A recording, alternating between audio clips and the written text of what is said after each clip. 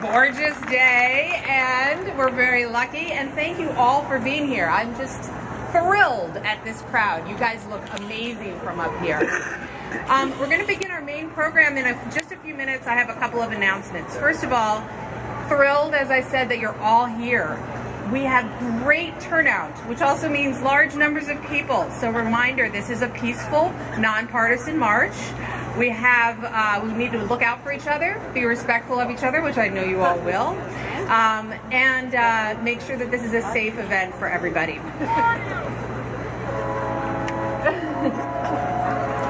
I did. I told them already. Thanks. Dom, I'm Kristen Rattan. Nice to meet you. So also, if you could lower your signs during the rally, this is something advice we got from the Women's March, that it helps people in the back see, and then you can raise them up when it's time to march. There's a screen up here that's going to be showing really interesting things, so do your best to keep an eye on that at various points. And bathrooms are to my left, behind that screen. And when we're ready to launch the march, it'll be going down Market Street. I'd like to thank our funder, the Hewlett Foundation, and also all of our sponsors. Hewlett, really came through for us. And all of our sponsors, Audubon California, Mount Diablo Audubon, the 49ers Museum, Cool Effect, the Public Library of Science, yay! Next Gen Climate, and Verily. Also our fiscal sponsor, Sigma Psi. We've really had amazing support from the community, a lot of endorsements, and a lot of amazing community partners who are going to have booths and activities at Civic Center Plaza when we land there at the end of the march. I also want to thank our partner, Earth Day San Francisco. Earth Day San Francisco is sharing its day with us, which is pretty amazing, and it really helped to produce the science fair and festival at Civic Center Plaza. And also Hope and Beyond Projects, Earth Day Every Day, Health Awareness Campaign, KnowWhat'sInIt.org, and they helped make this plaza available, so yay to them. And I want to thank our volunteer steering committee and all of our volunteers. So big round of applause. All these people you're seeing in orange shirts and various different colored shirts have really made this day possible. This was an all-volunteer event, so fantastic. Okay, we have a few special guests who want to just say a few words about why they are marching.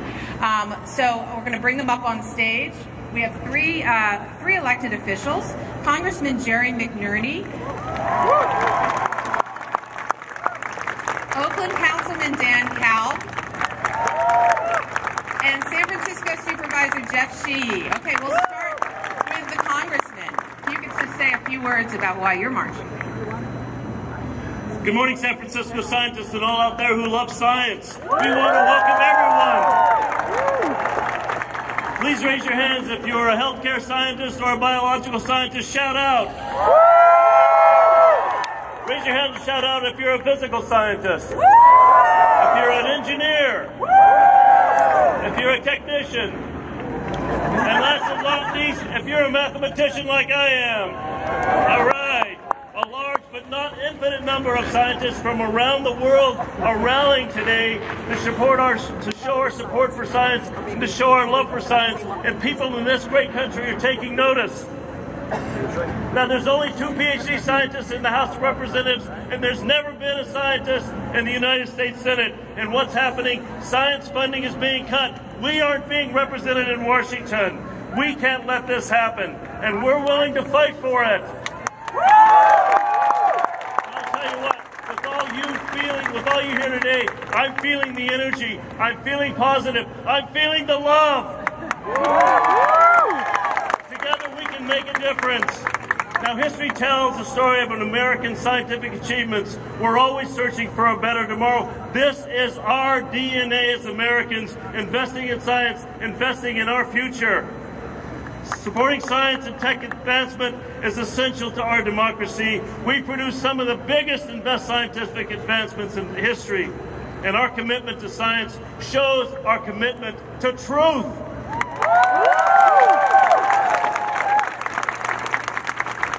And that's why we're here today, to show support for truth and facts, to demonstrate our commitment to science and progress. I'm proud to be marching with you today, and I ask you, I beg you, don't let this feeling die after today. Continue to make your voices heard. Run for office. Get involved. You have the power. Thank you, Congressman.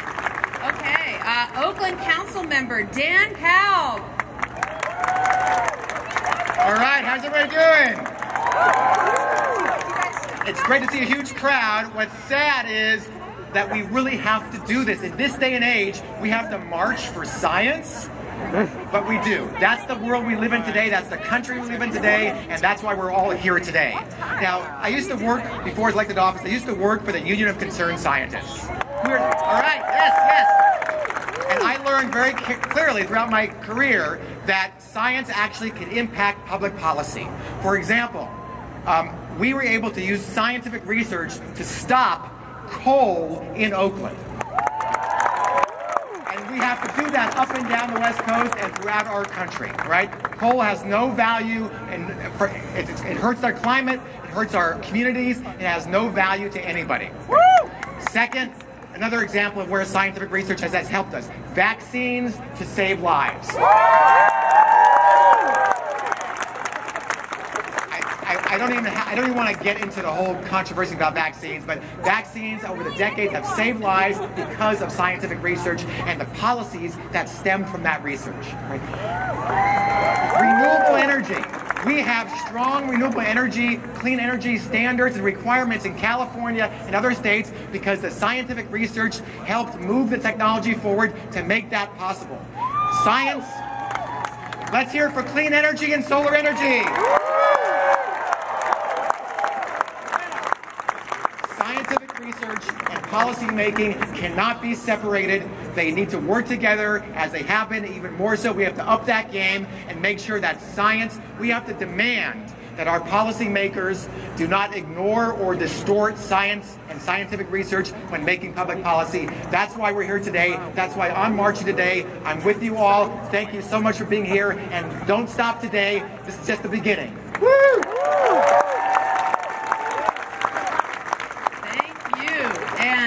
San Francisco Supervisor Jeff Shee. Thank you. First, I want to present Kristen. Thank you for organizing this with a certificate of honor for the San Francisco March for Scientists, for bringing San Francisco and Bay Area citizens together in support of science. And I just want to say one thing. Isn't it great that this is being led by a woman? A lot of women. This on behalf of all of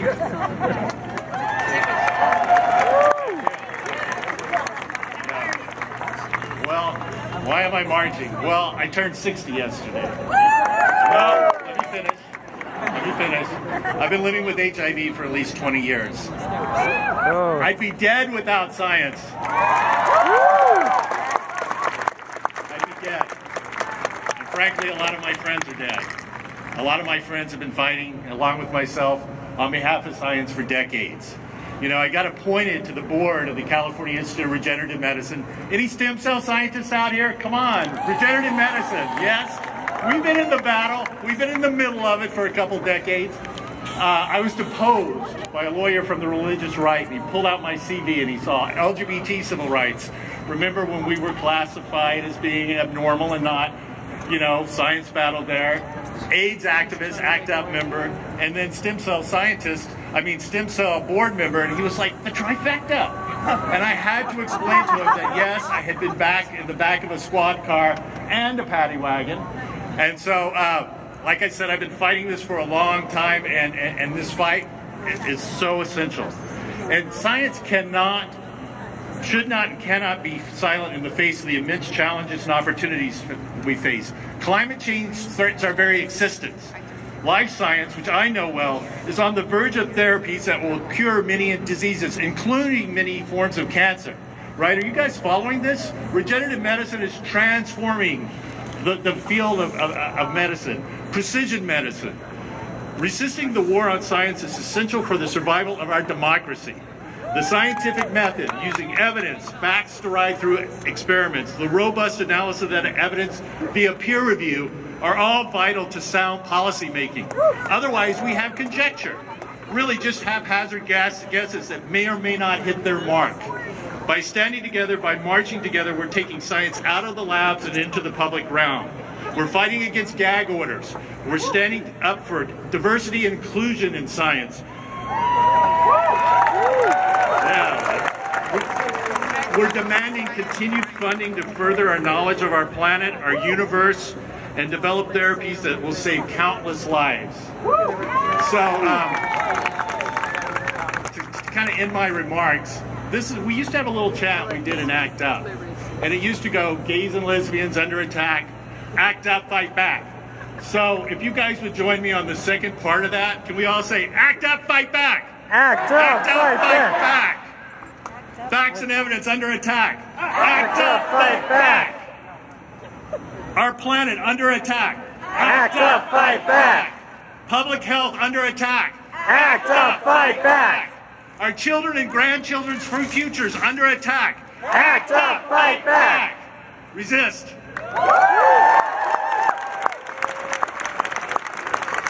Thank you, all three of you. It's wonderful to have you here. Thank you. Thank you for your support. Excellent. Oh, he's tall. Okay, let's get the program started. We have an amazing lineup of speakers. We are very fortunate to have Kishore Hari as our Master of Ceremonies. Kishore, woo! Yay, love him. Director of Bay Area Science Festival and one of the leaders of the entire March for Science at a national level. Welcome, Kishore. Science is real.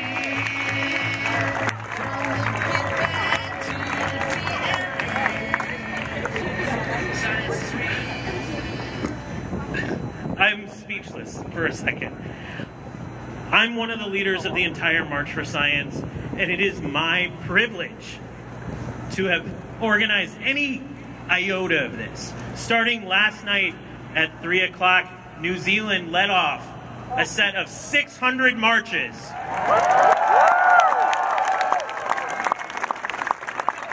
Around the globe, on every continent, at the North Pole, in Antarctica, but we saved the best for last. Right, San Francisco? What about Hawaii?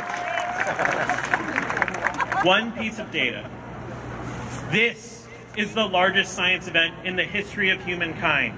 We are all part of something incredibly large. And I want to just thank you all for being part of that.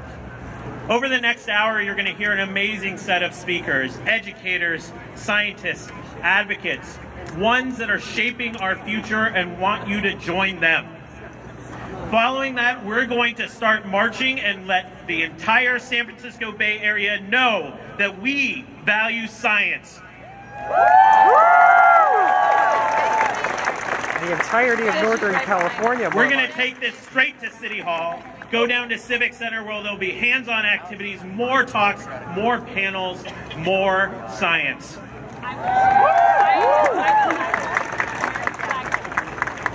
This event is fundamentally about all of you as individuals, proclaiming that we place a value on evidence, facts, education, and science. As you go forth today, share that loudly with your friends, family, and especially those elected officials.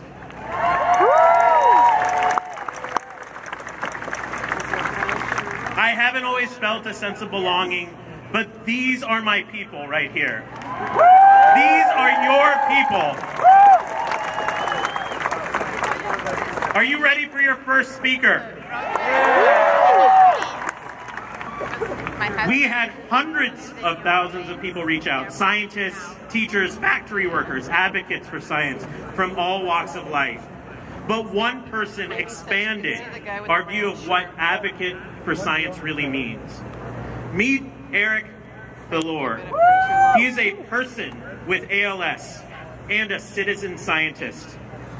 Due to complications from ALS, Eric only has the movement of his eyes and cannot be here today. But using advanced eye technology, he recorded us a special message. She's right behind the guy. And science enabled us to hear his voice. Please turn and watch the video screen for Eric's message.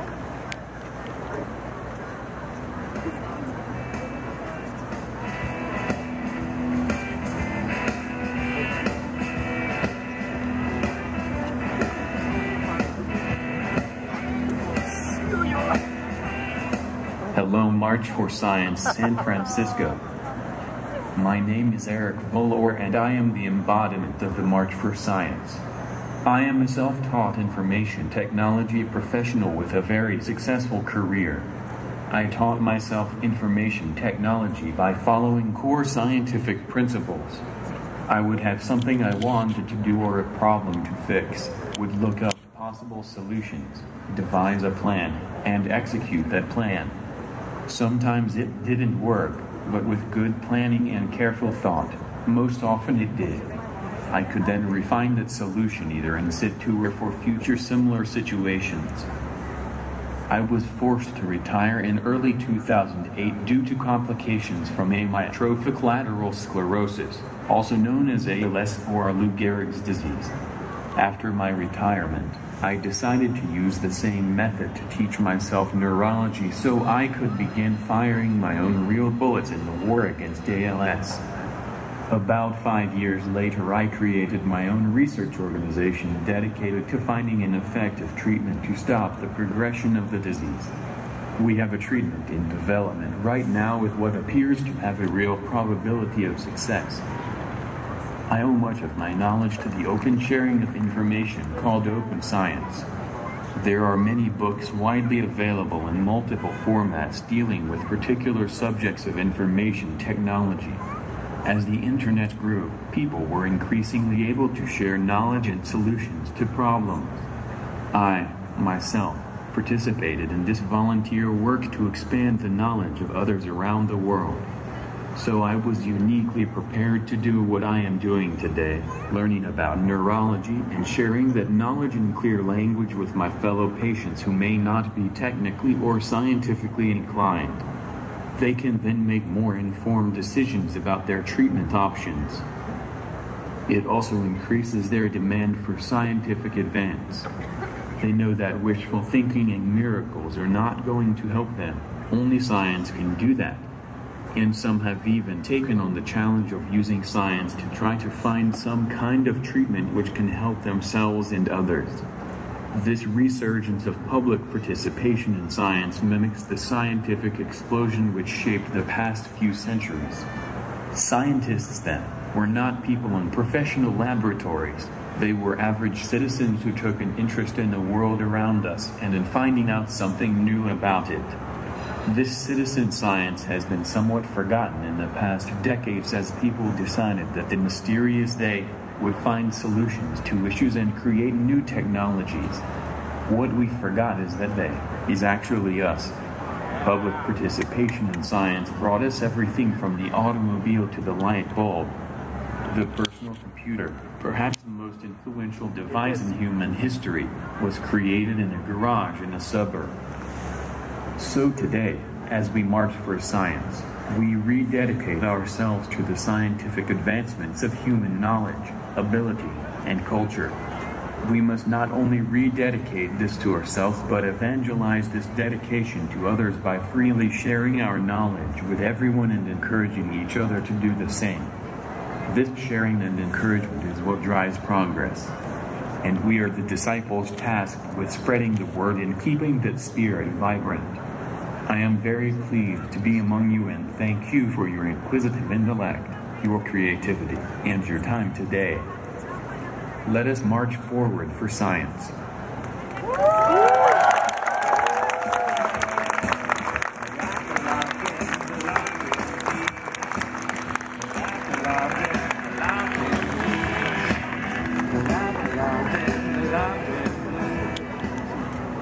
Even though he can't be here, you heard why Eric is marching for science, and that's what this whole March for Science is about.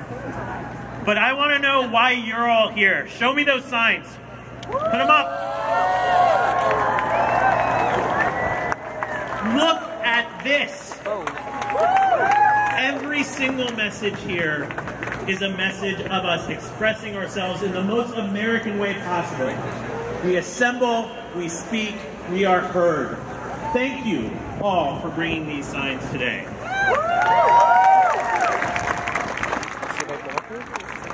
All right, I gotta be honest. When I was a kid, I actually didn't want to be a scientist when I grew up, even though I was a science nerd. I wanted to work at the White House. Slight problem, no one that had ever worked at the White House ever looked like me. That's true until a couple years ago, when we got our first chief data scientist under President Obama.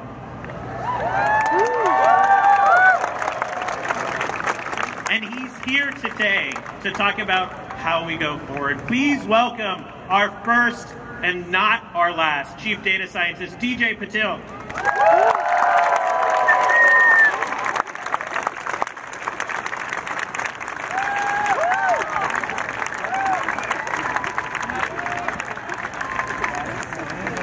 Good morning, my fellow scientists and science supporters. Now, this is what awesome looks like. If you have that sign, I want to see you raise it high and say science. Science! Ooh. That is not how science rolls, and you don't put down that sign. On the count of three, let's hear science. 1, 2, 3. Science! That is what I'm talking about. This is what it makes it so good to be back home. Thank you for coming out to be here to support science. Let's just start off by saying it's an interesting time we live in right now. There's this running question of what makes America great. So I want to talk to you today about what does make America great. And spoiler alert, it's science. But I want to do it through a few of the stories of the amazing Americans I've had a chance to work with and meet over the last few years, when I was not only in the President Obama's White House, but when I was also in the Bush administration. And one of the most favorite things over the past 2 years was when we turned the White House into a science fair. We invited kids, absolutely, a science fair where the White House only spent a day talking about science. We invited kids from all around the country to show off their research. And wow, these projects that they did are the epitome of what makes America great. Take, for example, Nathan. Nathan, who is 15 at the time and built machine learning and AI algorithms to detect genetic mutations that are likely to cause cancer. Simon, Peter, Maya, Grayson, who in their early teens designed a new prosthetic leg that will allow an amputee to hike, manage uneven terrain, or my favorite part, ride a skateboard. Olivia, at 17, developed a rapid, portable, inexpensive diagnostic test for detecting the Ebola virus. These kids are from every walk of life, from every part of America. Spend 5 minutes with them and you'll leave the conversation with an incredible inferiority complex. It's not just those kids. Look around you right now. Look at all the boys and all the girls.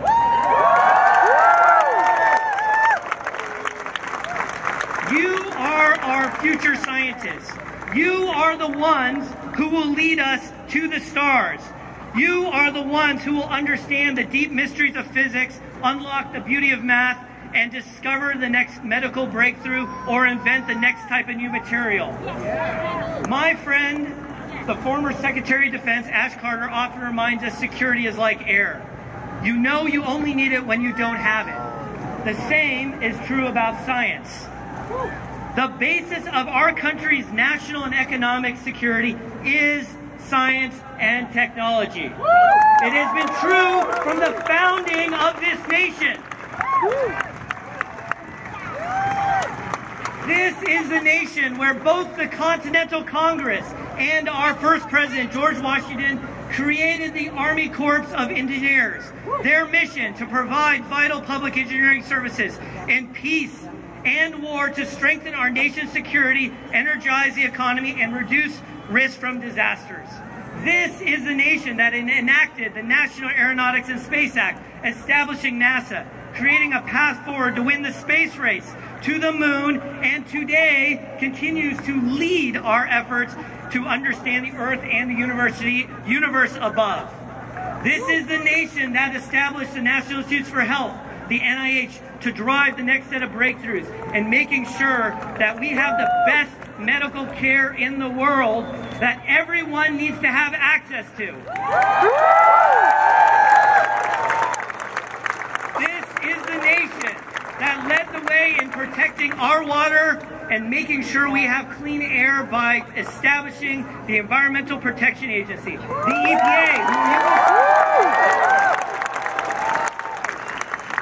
who members you're going to hear from in just a minute, where more than half of the EPA's employees are engineers, scientists, and environmental protection specialists.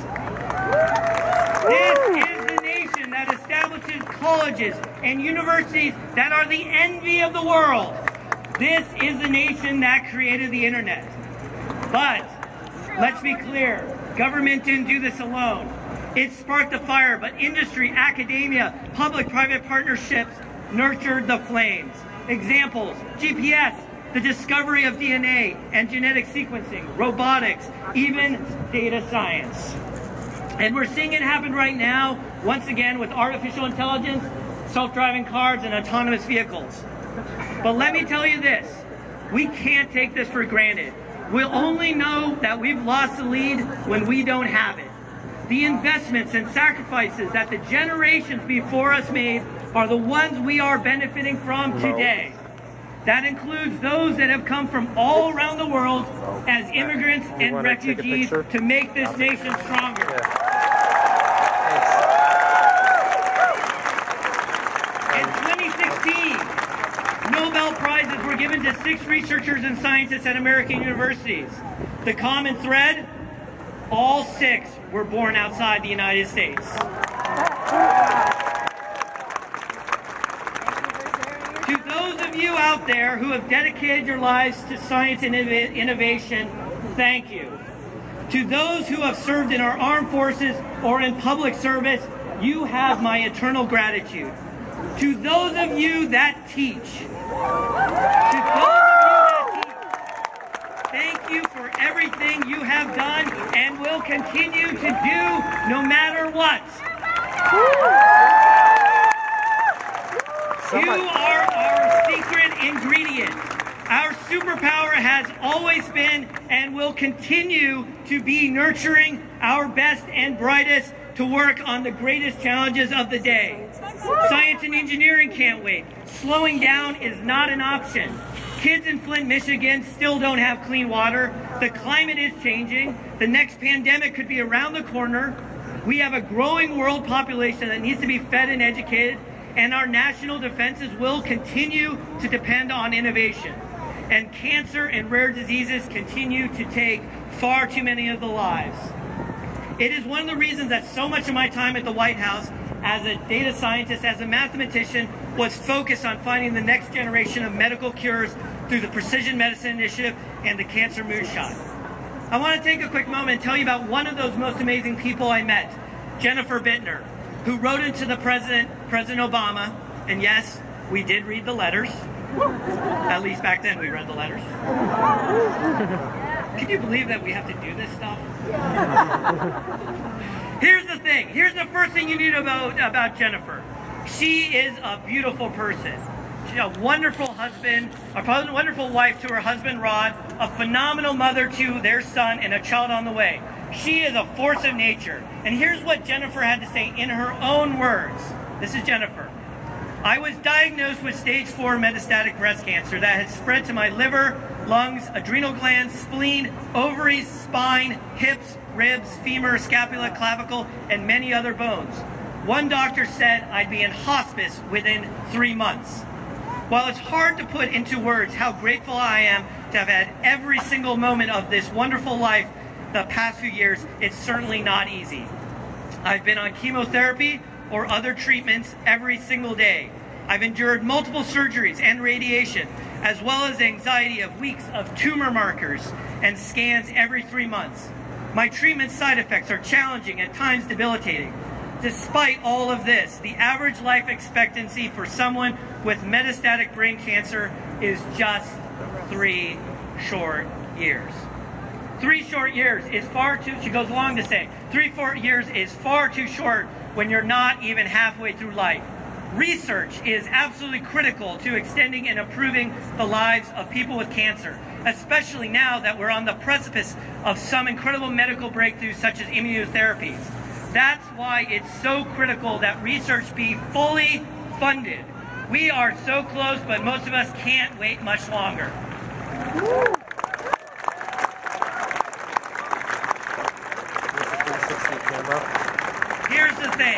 Here's the thing. If we don't go faster, Jennifer doesn't get to see her kids learn how to ride a bike. The white thing. Her kids learn how to read. On the black pole. Her kids learn how to be in a class play. Okay. Her kids will be robbed of a chance to have a mother. Talk to any of the scientists who are out there. All of you scientists who are out there. You know as well as I do that Jennifer's right. We can go faster. What's it take? We all know. Funding. Investment in science. Pressure to do the right thing. Talk to any patient, they'll say the same thing as Jennifer, as any scientist. We must go faster. Cancer doesn't wait. Rare diseases don't wait. Pandemics don't wait. Our kids can't wait. Finding cures requires investment. When we are all relentless in our determination to support all the sciences, we will ensure that science is in its rightful place, leading this great nation forward. Forward for a positive future for my children, your children, the world's children, and our children's children. Science can't wait. Let's get to work. Thank you.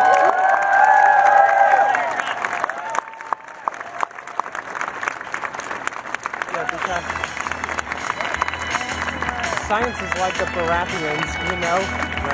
It's like the Baratheons in Game of Thrones. I love that they read every letter. It's the reminder that everyone's individual voice matters. It may not feel like that today, but it's true. It is true as long as America is a democracy, and we're going to prove that in a few short minutes as we take our leave and head down to Civic Center. These have not been easy times for science. We've even struggled with the idea of shouldn't scientists even march? I think the answer is pretty clear based on what I see out here today. Yeah. We should march in times like these. Because first, they denied the scientists, and we didn't march. Then they came with alternative facts, and we did not march. Now they want our EPA. What do you say? March! You're damn right. Yep. Here to tell the story of what the EPA really means. Welcome Steward of the Engineer and Scientists of California and retired EPA engineer Kathy Sation. And if this isn't the loudest applause today, I'm going to come out there and make you applaud harder. Kathy, come on up.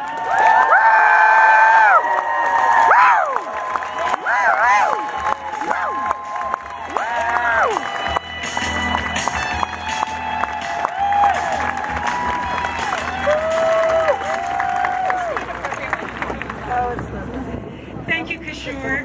As you mentioned, I was a project manager and engineer at EPA for 20 years. But before that, I worked in the tech industry. I left a higher paying corporate job for the higher honor of public service, protecting human health and the environment. I never regretted that decision. But now, everything my colleagues and I have worked for is at risk of being dismantled. That's why I'm marching today.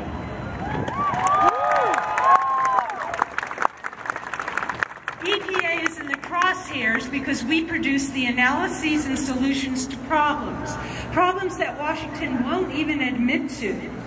As federal scientists, we work for the public interest, and here, organized labor has a critical role to play. EPA workers are here today thanks to their unions. Engineers and Scientists of California, NTPU, and AFGE.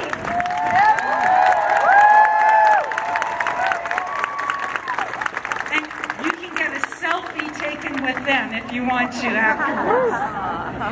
Today's march brings together two powerful forces: dedicated scientists who investigate the real world and activated citizens who demand application of that science to our most pressing problems. We are all under attack. It starts with the budget. For example, at EPA, the Trump administration wants to cut thousands of jobs and slash funding by almost a third. Is this a good way to save money? EPA's budget is tiny. The average taxpayer pays only $26 a year for EPA, compared to thousands per year on the military. And investments in environmental protection pay huge dividends for our country. Every dollar spent preventing air pollution would save $30 in future health care costs, according to a 2011 study. So how do we protect ourselves? Protection of human health and the environment requires a strong EPA and strong environmental rules. Environmental rules are created, defended, and expanded by demand of a mobilized public. For example, in 1969, a Cleveland river caught fire due to unregulated dumping, and the Charles River in Boston was so polluted that you had to go to a hospital if you fell in. These events gave birth to the Clean Water Act, now on the chopping block. Or in 1978, when residents in Love Canal had to be evacuated, chemicals linked to cancer and birth defects had been buried in leaking containers beneath their homes. This and other outrages led to the Superfund law, which requires polluters to clean up contamination, also on the chopping block. Or in 1984, when Union Carbide released a poisonous gas in Bhopal, India. Hundreds of thousands of people were killed or injured. Worldwide outrage forced our Congress to enact community right-to-know laws, which made decades of chemical data publicly available. Another law now on the chopping block. But wait, there's more. Pollution does not affect everyone equally. Who's hit the hardest? Children under 5 suffer most of the disease from dirty air. Also hit hard are the poorest people and minorities. And EPA's Office of Environmental Justice targeted for closure. If environmental rules protect health and save money in the long run, why are they being attacked? To understand, we need to enter the realm of smoke and mirrors. It is a myth that environmental rules kill jobs. The facts prove otherwise. Between 1990 and 2012, we greatly reduced pollutants while doubling the GDP. That's right. Economic growth and environmental rules can exist side by side. We support retraining for workers who have lost jobs and real income over the past several decades. Worldwide, green energy production is poised to spawn a multi-trillion-dollar industry and create thousands of jobs. But U.S. workers will not benefit from the green economy if our leaders stubbornly cling to coal and climate denial. Not sure It is also a myth that EPA funds could be better spent by the states. Pollution does not stop at state boundaries. It requires consistent federal regulation, and the states alone don't have the technical capacity. For example, in 2014, the city of Toledo wondered why their water supply was turning green. They consulted EPA scientists who were able to identify a rare liver toxin. With all these myths, what are the real reasons why EPA and other science agencies are under attack? Today, corporate profiteers are in positions of power to dismantle environmental protections. The pursuit of profit leads corporations down pathways that might be quicker and cheaper in the short term at the expense of public health and safety. The very definition of greed. And today, the captains of industry rule. EPA Chief Scott Pruitt worked closely with Oklahoma gas and oil companies, such as Devon Energy. Their opposition to EPA methane rules were cut and pasted directly onto Oklahoma State letterhead. They want to hoodwink Americans into thinking unregulated energy will not pollute, and that climate change is not real. But in order to do so, they must attack real evidence to the contrary. Ignorance is dangerous and a threat to democracy itself.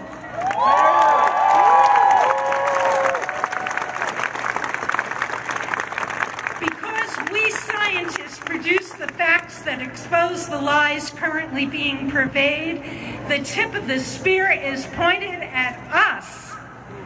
Galileo, the father of the scientific method and survivor of the Inquisition, would probably agree that science is not political, but sometimes politicians come gunning for scientists.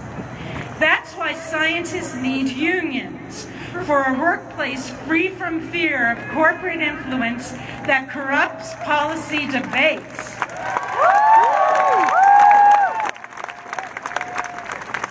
It is time for scientists and informed citizens to decide our own priorities. Our lives and livelihood depend on it. We are marching to defend and expand our hard-won protections, and in solidarity with others who remain resolved and organized against these threats.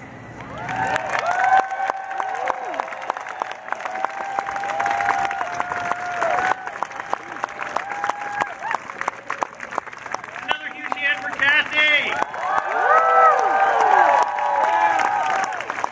I want to thank a very special group today. Thank you to our federal scientists and engineers that are here, and moreover, the ones that can't be here. I want you to make a pact with me. Their science will never be silenced. In fact, we're going to tell them right now. You ready for a chant? Yeah. I'm going to yell science. You say not silent. Ready? Yeah. Science! Not silence! Science! Not silence! Science! Not silence! Oh my God, that is so satisfying. I encourage you to get, a few thousand people together and a really nice microphone set up and yell science as loud as you can. It's pretty phenomenal. Science only happens in the context of society, and that's what our next scientist works at the intersection of. Pushing the boundaries of what we know, facing uncertainty, and challenging us to be better. Please welcome UC Davis plant geneticist and author of Tomorrow's Table on the Future of Food, scientist Pam Ronald.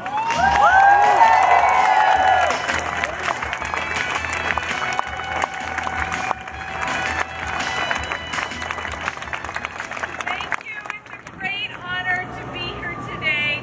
Thank you all for showing up and marching for science. I'm a scientist.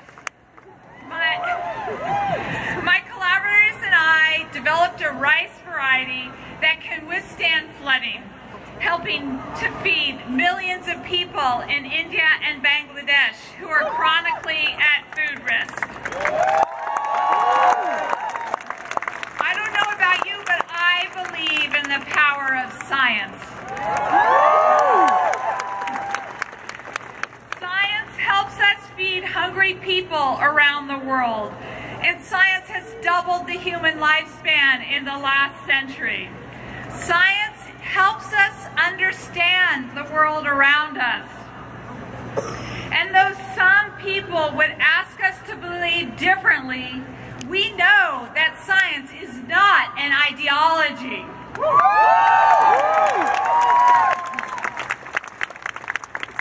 Scientists pose hypotheses, design experiments, analyze data, and come to conclusions.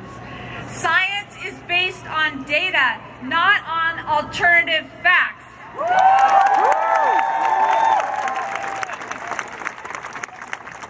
Science is not a buffet where people can pick and choose the parts they like and throw out the rest. Science is not a belief system. It's not a philosophy based on someone's opinion. Evidence matters.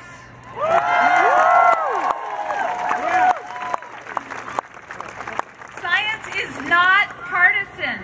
Both Republicans and Democrats need science so they can make informed policy decisions. And sadly, both Republicans and Democrats sometimes misuse science, often citing discredited research to support short-term political or financial goals, ignoring the scientific consensus. Right here in California, we can see that science is a huge part of our lives, of our well-being, and of our economy. Computer technologies developed here now employ millions of people in new industries and have helped to mobilize marches like this one. The biotechnology industry was also developed here. Millions of people worldwide are now helped with biotech medicines like human insulin, which treats diabetes, a disease affecting nearly 10% of the U.S. population. The great California agricultural industry relies on science. The wine, the fruits, the vegetables, and the nuts that we all love were all improved using the scientific method. Why is science thriving in California? Because we support our public institutions, our schools, and our universities. We welcome diversity. We are open to new ideas. We share information in an open and transparent manner. This is how it works in California, and this is how science succeeds globally. The economy thrives and democracy thrives when a nation has a robust scientific system. The impact of science is global. Humans everywhere share basic needs. Our air, our water, and our climate are interconnected. We cannot survive without each other and without science. We need to work across borders to protect these precious resources. So we've made many advances in science, it's true. But despite those advances, science is not necessarily trusted. People often reject it, even where the scientific consensus is overwhelming. Many people continue to believe, for instance, despite massive evidence to the contrary, that climate change does not exist. That childhood vaccines cause autism.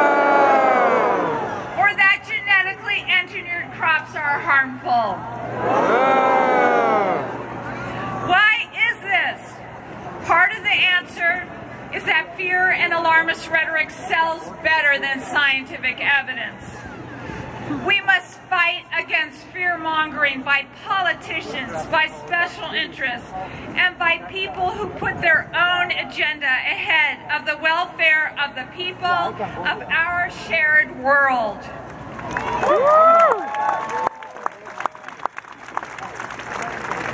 We are all afraid of something, but we cannot let fear rule us. When we understand more, we fear less. What are you afraid of? Trump. Is this supposed to be nonpartisan or I'll tell you something? what I'm afraid of. I am afraid of a post-truth world in which evidence doesn't matter if its story reinforces personal beliefs. This kind of thinking stands in the way of science, and it's a problem for all of us that are seeking new ways to fight diseases or helping to feed billions of people who share the globe with us, who are working to protect the environment and our beautiful planet.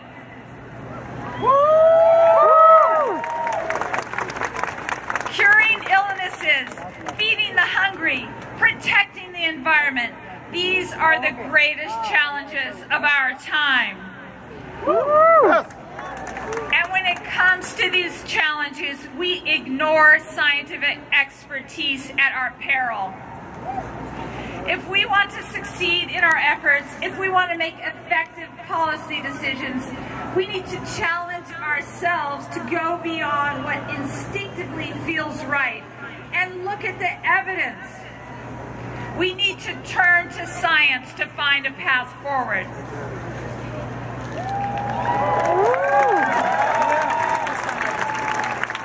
There's a lot of opposition to scientific thinking these days. We have our work cut out for us, but we are smart, and we are strong, and we are determined.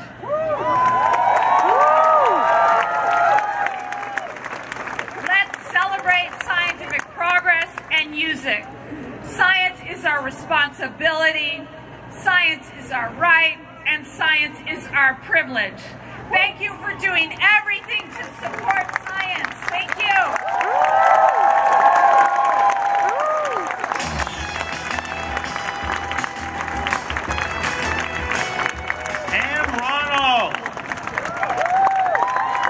All right, I got an important text.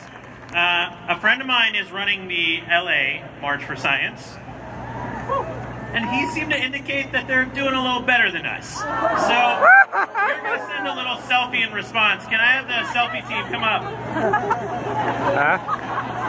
Come on, selfie team. All right, put every single sign up. Make it seem like the dimensions of this place is bigger than it is.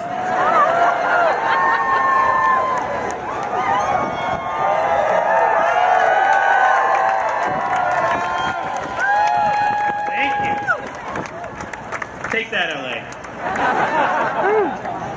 We have a special guest in town who just happened to be here and just sent me a text a couple days ago, and he's like, I'm speaking. It wasn't a question. It was awesome.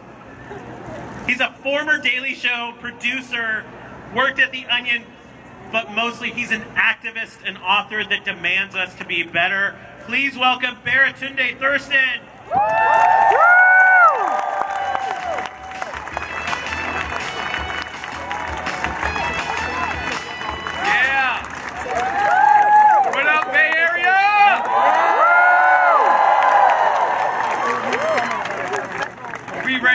America smart again. Yeah! I come to you from Brooklyn, New York by way of science. Aerospace engineering is incredible. I want to first just express appreciation for all of you for being here. You are beautiful, you are bold, and you are brilliant. These signs are amazing. I have seen some of the cleverest signs of my life. I want to give a shout out to what do we want? Evidence-based science. When do we want it? After peer review. That's brilliant. That's brilliant. I want to show some love for a very simple sign. Geology rocks. You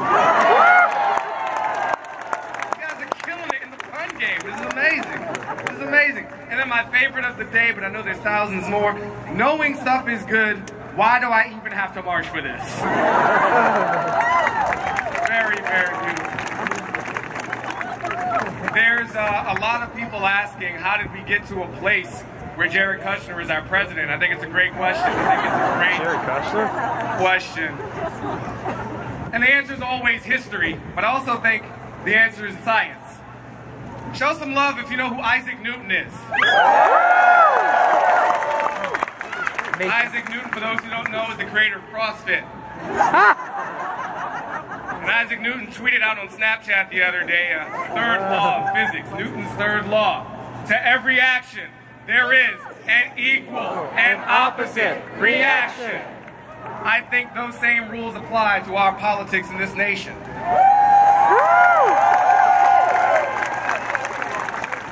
To every brilliant, competent first black president, there is an idiot white supremacist president.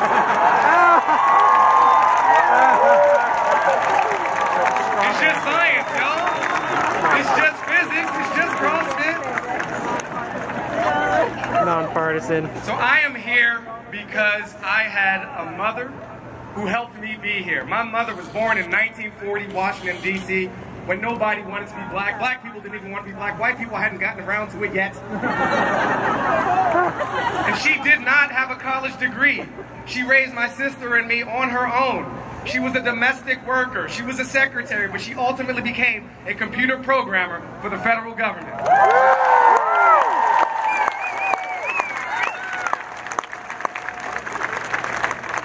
She was Black Girls Code before there was a Black Girls Code, right? And as a child, I didn't know what a computer programmer did, but I discovered one day what that meant. See, I would get home alone in my job, do homework, don't watch TV.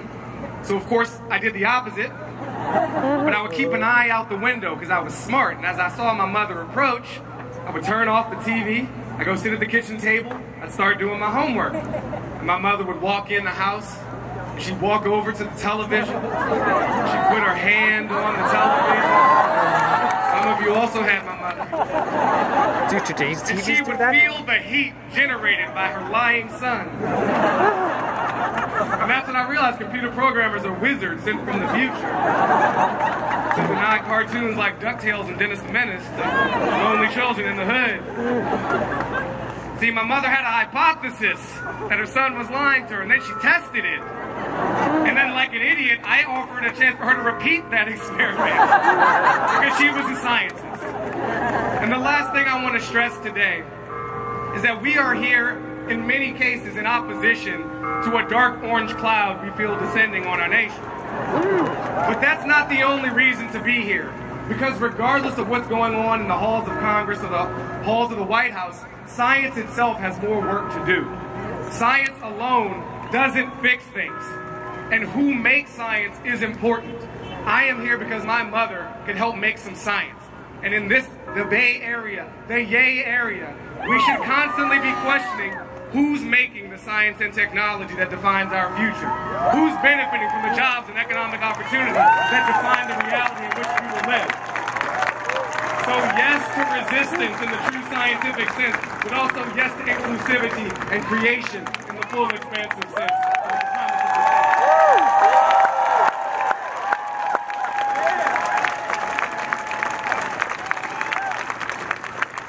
The last thing I want to say is to paraphrase the words of Niels Bohr. Can we get up for Niels Bohr? Created hot yoga. Niels Bohr has a quote about what science ultimately is. And to paraphrase, he essentially says science is the gradual elimination of prejudice. Scientists question their assumptions. We look at the world and say, what else is there? And we are constantly chipping away at prejudice because we are not afraid to ask ourselves questions. So let us all continue to ask ourselves questions. Let's be scientific in our approach to expanding the promises of justice. And let's turn up this march. I'm Baratunde Thurston, March for Science. Thank you, Bay Area.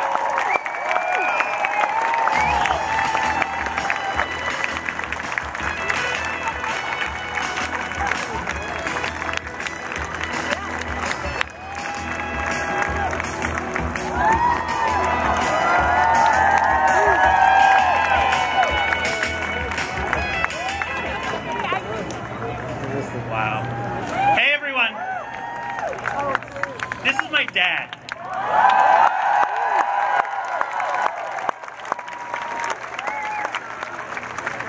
This man turns 80 this year, and he flew out just to march with me.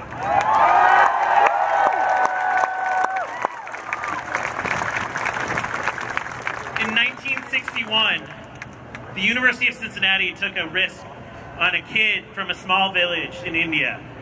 Took a risk by admitting him to a science program. They paid him a grand total of $115 a month.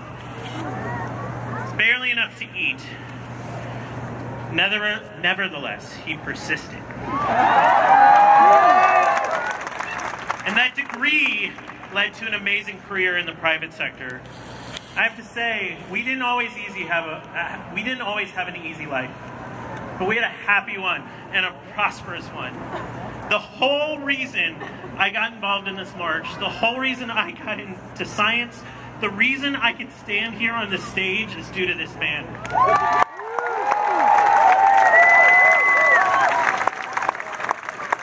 He's the greatest scientist I've ever known because he was the one that was there for me every day.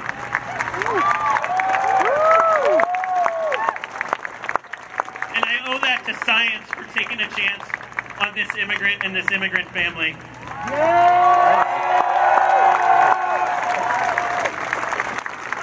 Because we are a nation of immigrants, and science is stronger, and we are stronger when we continue to open our borders to new voices.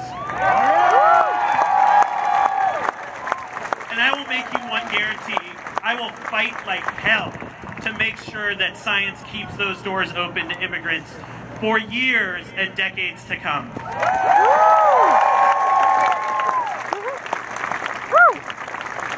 Our next speaker is one of those voices. They were not comfortable being on stage today because they are an immigrant and a scientist. So we have a recorded message from an actress reading their words. That knowledge to better improve lives and inform decisions. It is the fundamental nature of humans to seek to unravel and discover the truth of their lives, relationships, and surroundings. Every human interacts and experiments with the world to uncover these truths. Every human is a scientist by nature. As a physician and psychiatrist, I've studied science for almost 3 decades, through school, residency, and medical practice. It has served as an anchor point to which I've often returned and referenced time and time again, both in practicing my profession and living my personal life. Every single improvement in quality of life that we benefit from today has been aided by scientific inquiry and experiment. Shelter, food, clean water, and good health are all fundamentals of survival that have dramatically improved over the last couple of centuries, thanks solely to the efforts of people who are willing to look at the science and adapt it for the betterment of all. The human brain is the most complex structure known to man, and understanding mental health and brain disorders is one of the biggest challenges we face. Thanks to dedicated researchers, physicians, and neuroscientists, we are closer than ever to understanding how our brains work in health and in illness. Mental health conditions are the biggest cause of global disability, and it is scientific advances that are helping us to find better medications, therapies, and ways to more accurately diagnose and treat mental health conditions. Some facts about mental health. 1 in 5 adults in the U.S. experiences mental illness in a given year. 1 in 25 adults in the U.S. experiences a serious mental illness in a given year. This means that every single person in this crowd has experienced or closely knows someone who has suffered a mental health condition. Each day, an estimated 21 military veterans die by suicide. Suicide is the 10th leading cause of death in the U.S. More than 90% of children who die by suicide have a mental health condition. We have 10 times as many people in our jails and prisons than we do in our mental hospitals and facilities. An estimated 40% of the prison population suffers from mental health conditions. And finally, serious mental illness costs America $193.2 billion in lost earnings per year. Now, recent governmental changes have proposed substantial cuts to science budgets, and the consequences of these actions can fairly be described as devastating. Defunding science means we're turning our backs on the youth who suffer from mental illness, the brave armed service members and veterans who have PTSD, and the elderly with depression and dementia, amongst others. Defunding science means a loss of protection of the environment, with the consequences of contaminated water and pesticide-ridden soil affecting the development of the brain and the mental well-being of the population. Defunding science means research into conditions like schizophrenia, depression, and autism will stop, and many people will suffer and struggle as a result. Defunding science shows a lack of concern for the well-being of Americans and their futures. Look, defunding science is defunding truth. Defunding science is devaluing humanity.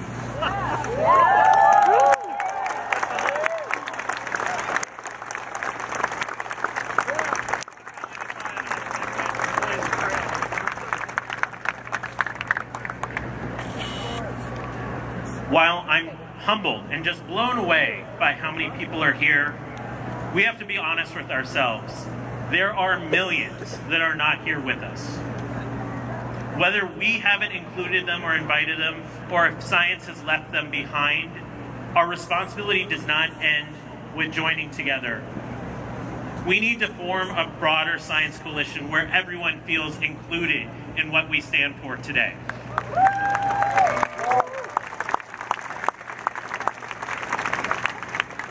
The best of science is the science that lifts people up, not just people, but communities.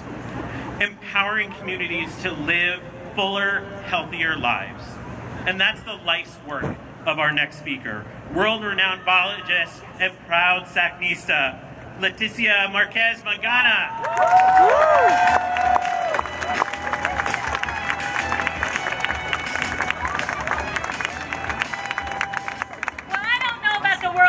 Part, but buenos dias.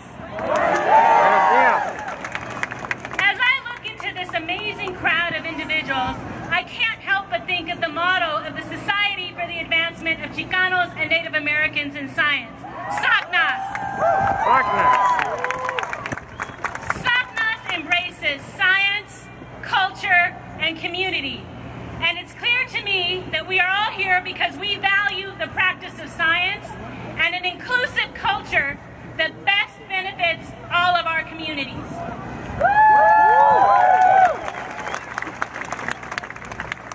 On a very personal level, I came to value the practice of science and critical thinking early in life. While at the time I thought it was just common sense, I now want to share one of my childhood experiences. This experience solidified for me the importance of data and critical thinking to make the changes necessary to benefit all humanity through the practice of inclusive science. I was born in Sacramento, the capital of this beautiful and courageous state. It was 1968 or 69. I was either in kindergarten or in preschool. I'm not sure which, because my mother is a Mexican immigrant who came to this country with 2 months of a second grade education and very limited understanding of the educational system in the United States. Consequently, she enrolled me in kindergarten before preschool, something I just learned about in the last few years, which explains a little bit of my confusion in the timeline of the events. However, I'm not confused about my memory of a transformative event wherein I learned firsthand how critical analysis of data and challenging status quo thinking can bring about the change for greater good. I was 4 or 5 years old. It was a hot day in Sacramento, California, and I was on the playground with my classmates. I remember being very proud to be in school, despite the fact that, unlike others who wore cute outfits from JCPenney, I wore a homemade dress that my mother had made. Like many other things, my mother is highly resourceful, and she had taught herself to make her own patterns and sew. And she was always on the lookout for quality fabrics at the best price. In fact, I was wearing a yellow plaid dress with brown and green stripes made of very sturdy fabric and a faux fur collar. My mother had designed the dress using the remnants she found in the clearance pile at Hancock Fabrics. While I may have preferred a dress of another color and without the fur collar, it really didn't matter because I was in school and I was learning. I already spoke Spanish and I was learning English. I was also learning to read, and this made me very happy. It also made my parents very proud. In fact, when family came to our house, my parents would have me read aloud in Spanish and in English. It was these thoughts of pride and feelings of becoming a stronger part of my parents' new country that occupied my thoughts that day on the playground when a classmate interrupted them to say, "It's too bad you speak 2 languages. It makes you so dumb." For a millisecond, I felt the same shame that my yellow plaid dress with faux fur collar caused me. But in the next millisecond, I thought, wait, 2 is bigger than 1.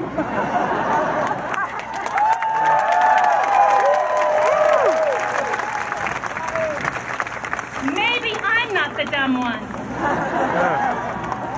Science would later prove me right. In particular, an analysis of results obtained through the practice of cultural linguistics led to a 2012 headline in the New York Times that read, "Why Bilinguals Are Smarter."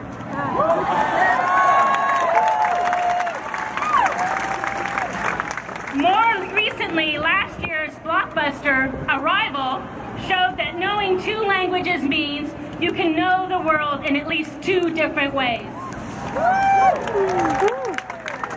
I also realized that day on the playground that while the collection of data is important, it must be analyzed critically. It is only by analyzing evidence critically through the practice of inclusive science that we can make a difference for all our communities. Otherwise, data can be misinterpreted or not collected at all to maintain the status quo.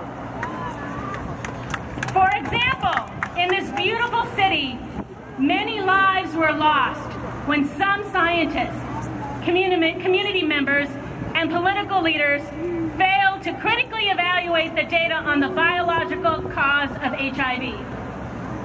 Only by coming together have we been able to make progress in this important field of investigation.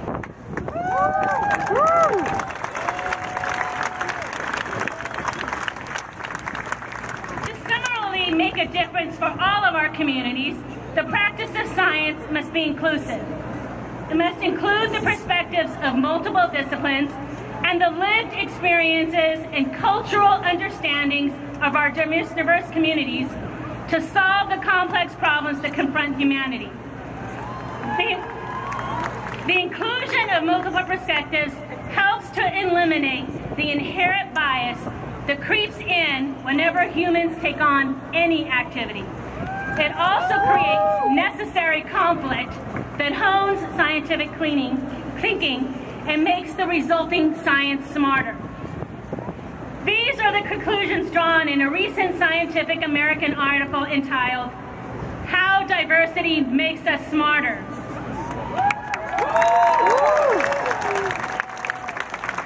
Its author, Catherine Phillips, reviews the scientific literature and makes the case for the inclusive practice of science. She documents that people who are part of diverse working groups are forced to think more critically and sharpen their arguments. This causes necessary conflicts which are only resolved if individual members of diverse teams are open to listening to each other's scientific arguments. Then progress is made by critically analyzing them through the lens of the scientific method. This practice of inclusive science requires compromise and collaboration. This is often difficult. Nonetheless, it is worth the effort because the faithful practice of inclusive science leads to greater scientific innovation through rigorous application of the scientific method for increased impact that benefits all of our communities.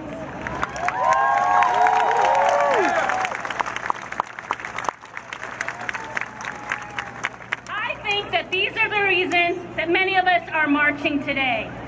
I also think that we know, at some level, that the practice of inclusive science and critical thinking can build bridges between communities for mutual benefit.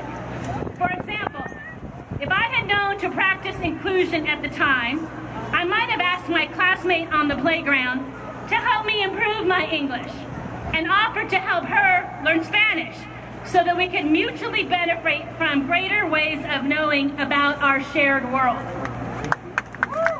Similarly,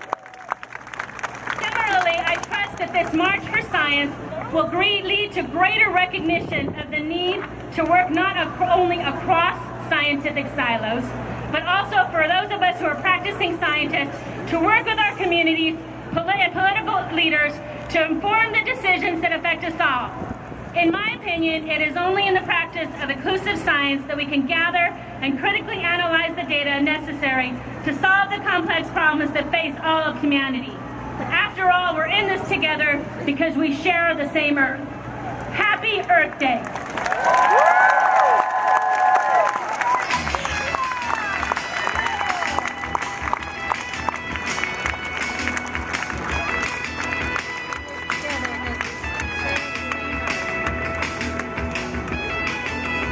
All right.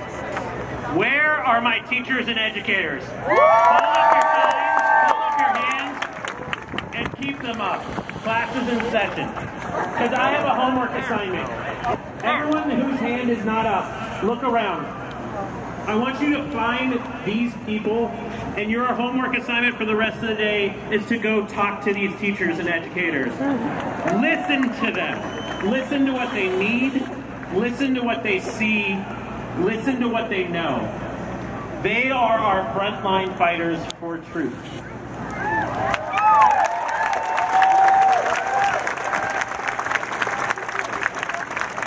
If you want hope for the future of science, talk to a teacher.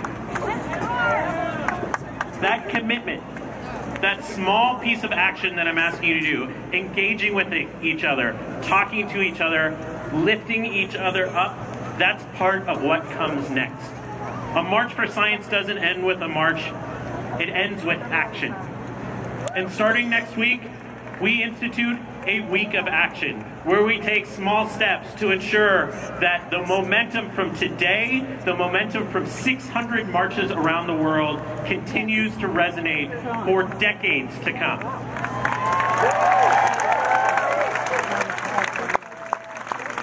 And that brings us to our last speaker. All right, San Francisco, yaying last speaker. He's been my teacher, and all of our teachers, for the last 15 years. He's not a scientist, but he represents the best of science, the spirit of the scientist, an unending curiosity, a hunger to learn, make, and discover. Please welcome San Francisco's own and my goddamn friend, Adam Savage.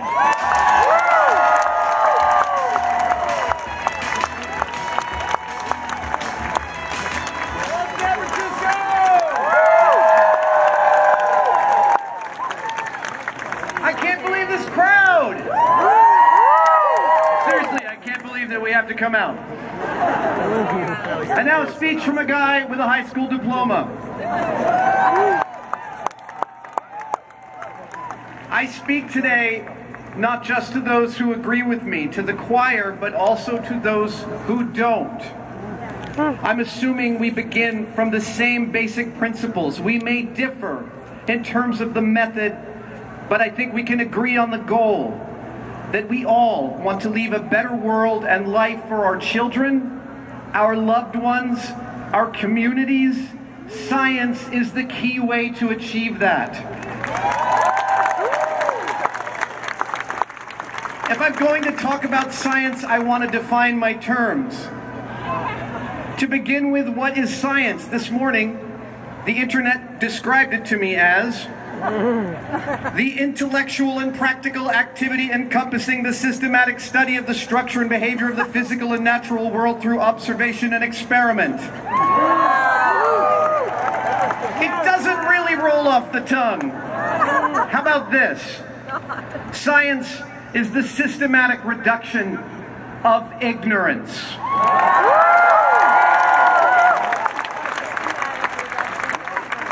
Wait a minute, what is the sign for ignorance? 0? That's an eye to the head. Oh, that's awesome. Science is not an edifice or a citadel. It is a process. To riff off of Robert Pirsig, science is not a thing, it is an event. It is a practice. And most often this practice is done by scientists. Claude Levi-Strauss said, "The scientist is not the person who gives the right answers. They're the one who asks the right questions."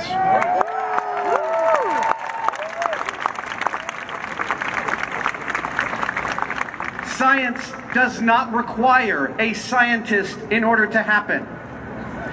It is in fact one of the oldest of human drives to explore. We are moved, we are driven, inspired to better understand our universe and ourselves.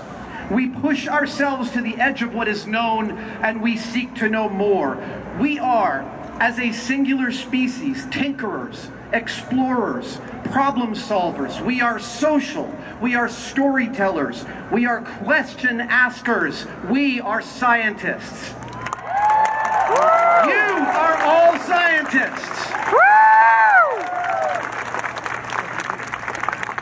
Seriously, the last time you salted your food, you were testing, tasting, making assumptions, adding more salt when the first pinch wasn't enough. You weren't just seasoning.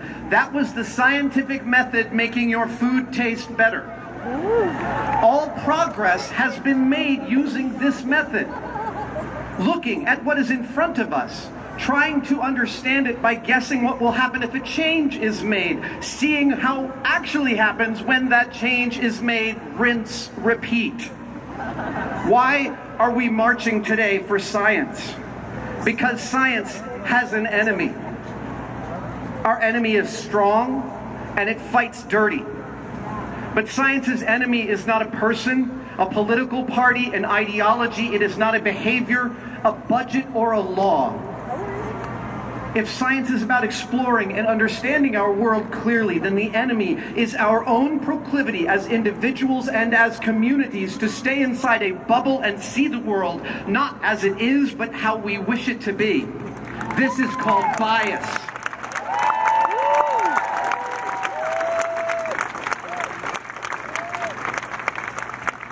Bias is the enemy of science. My dictionary says that bias, quote, implies an unreasoned and unfair distortion of judgment in favor of or against a person or a thing. Bias is strong. It is in us, in our families, in our communities. It is in our institution. It feels safe, but bias is very dangerous. It can not only skew the results of a test, it can undermine our conclusions and the policies we make based upon those conclusions. It is imperative that each one of us confront our own personal as well as institutional bias and prejudice and to excise them in any way that we can. A scientist knows this in their bones. This is why blind tests exist, and double and triple, and I found out today, quadruple blind tests. It's because despite their commitment to the truth, a scientist knows that they can, without even realizing it, alter things toward a skewed or preferred result. Mice have been used for generations in research, yet in only 2014, a study indicated that the testosterone of male researchers could scare mice and alter their behavior. This threw doubt on thousands of published conclusions. But does this betray the weakness of science? No, it shows its strength. That science takes vigilance to ferret out the hidden mechanisms in order to better comprehend.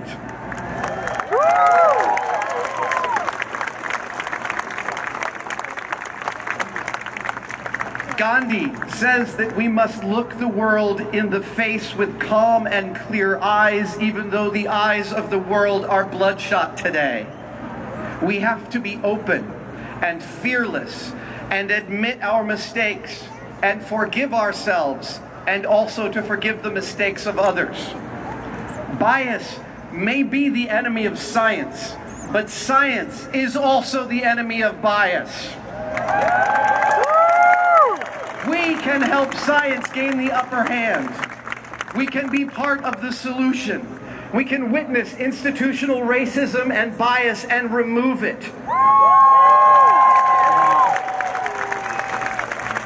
We demand policies based upon empirical evidence and consensus. We demand our laws to equally protect all of us and to use data to remove those that do not. We demand that our government acknowledge that global warming is happening and that we are the cause.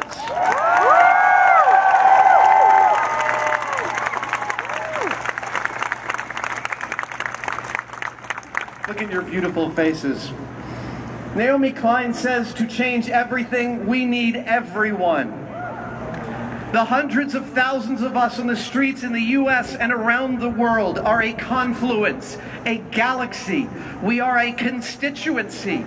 We are agents of change. More accurately, we are reagents. Each of us is a molecule, a precise geometry of atoms bonded together under unique rules and conditions.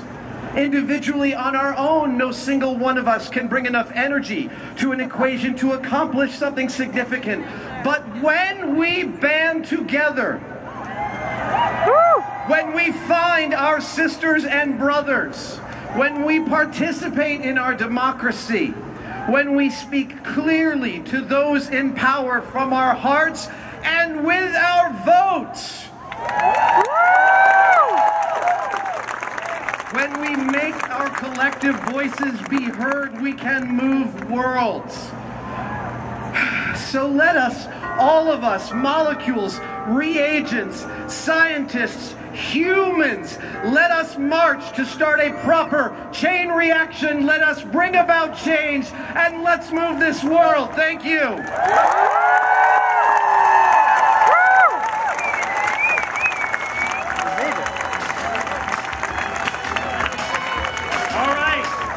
We need your help with a chant to get us going. Adam, will you do the honors? My personal favorite is, what do we want? Evidence-based policies. When do we want it? After peer review. Okay. We'll do one more. Yeah. What do we want? Evidence-based policies. When do we want it? After peer review. That is the best thing I've ever heard. All right. Failure is always an I want option. to thank our DJ Fact 50, all the people that brought this together. I want to encourage you to go to marchforscience.com and start your week of action tomorrow. 600 cities around this globe have March for Science. It's now our turn.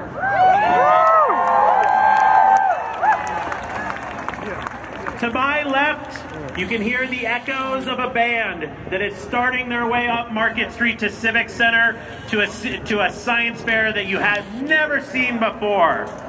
We're going to slowly filter out and follow them up Market Street to more talks, more panels, and hands-on activities. But most importantly, we came here as individuals, and it's time to march together.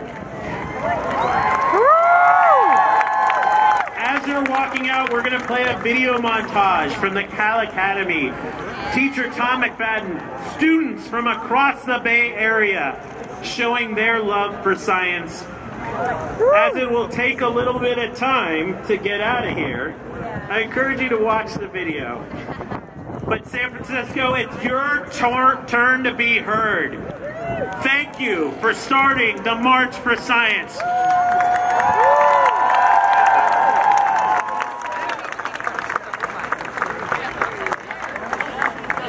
just a hint, this is going to take a little while. There are a lot of people over there.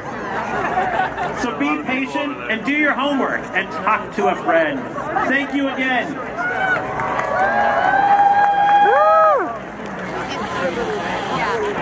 right, girls. All right. A lot of people behind us.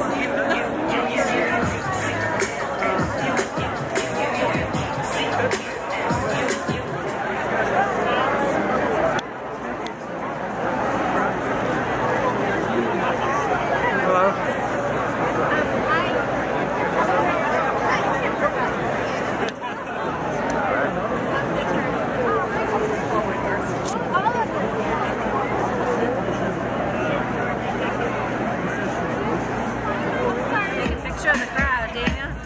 Huh? Take a picture of the crowd. Yes. Uh-huh.